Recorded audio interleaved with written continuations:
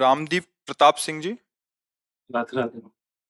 महाराज जी राधे राधे। महाराज जी आपके चरणों में कोटि कोटि प्रणाम। महाराज जी मैं चंडीगढ़ हाई कोर्ट में वकालत कर रहा हूँ। वाहिगुरु की कृपा से बहुत कृपा है मेरे पे।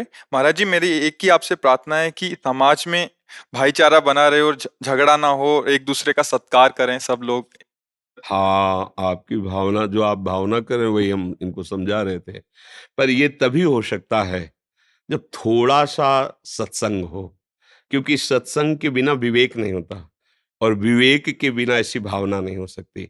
जब तक सत्संग नहीं होता तब तक हमारा देह भाव पुष्ट होता है और जब हमारा देह भाव पुष्ट होता है तो उसमें एक भावना वासना होती है कि किसी से छीन के झपट के जैसे भी बने मुझे सुखी होना है। इसमें भाईचारा नहीं हो सकता है। इसमें सदा ही दुख और हिंसात्मक वृत्तियां रहती हैं। अगर सत्संग सुना जाए, वाणी जी गुरुवाणी को सुना जाए, शास्त्रों का स्वाध्याय किया जाए, तो ये जो आपके अंदर भावना है ना, ये गुरुवाणी की कृपा से है। तो गुरुवाणी की कृपा का यदि हम अवलोकन करेंगे तो ये बात आ जाएगी, जो आप सब में भाईचारा, सब में सद्व्यवहार, सब सुखी रहे, सब आनंदित रहे, सब स्वस्थ रहे, सब प्रसन्न रहे, यही तो संतों का हृदय होता है। तो सावधानी पूर्वक यदि हम सत्संग सुने और उसको आचरण में उतारे। पर आजकल सत्संग में बहुत कम रुचि रह गई है। छोटे छोटे जो बच्चे हैं उनके पास मोबाइल है और आधुनिकता बढ़ रही है और संत महात्माओं को ऐसा पेश किया जा रहा है नाटक, सिनेमा, सीरियल आदि में कि मतलब केवल ये पाखंड है, केवल पाखंड। तो ऐसा नहीं है। अगर नकली नोट है तो असली की ही नकल हुई है, तो कोई तो असली है ना। अगर हमें संतों का संग मिले और उनकी वाणी पर हम विश्वास करें तो निश्चित हमारा भाव बदल जाएगा।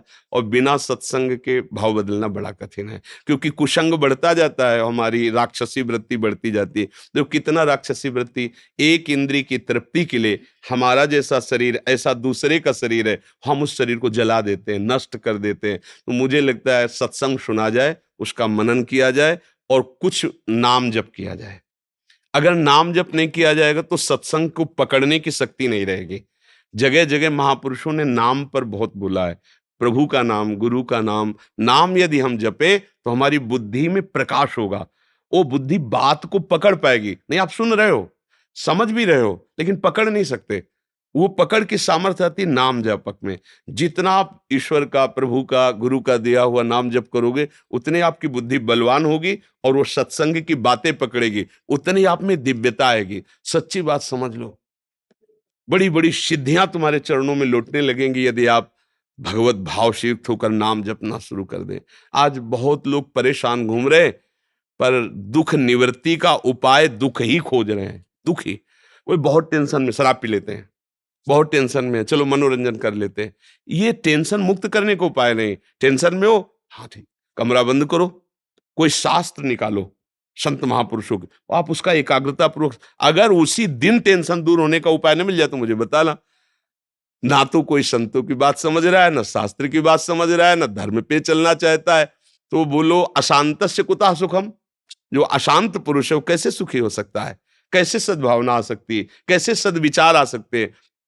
गंदा भोजन करे, गंदा पेय पदार्थ पिए, गंदा आचरण के, उसके अंदर सद्विचार आ सकते हैं। हमको ये भूमिका सुधारनी होगी। गंदा भोजन त्यागना होगा, गंदा पेय पदार्थ त्यागना होगा और गंदे लोगों का संग। तो जब सद्विचार आएंगे तब फिर उनका भी हम मंगल कर सकते हैं जो गंदी भावना से, उनके द्वारा किया हुआ प्रहार भी सह कर हम उनका मंगल कर सकते हैं। यही तो संतों का स्वरूप है जी।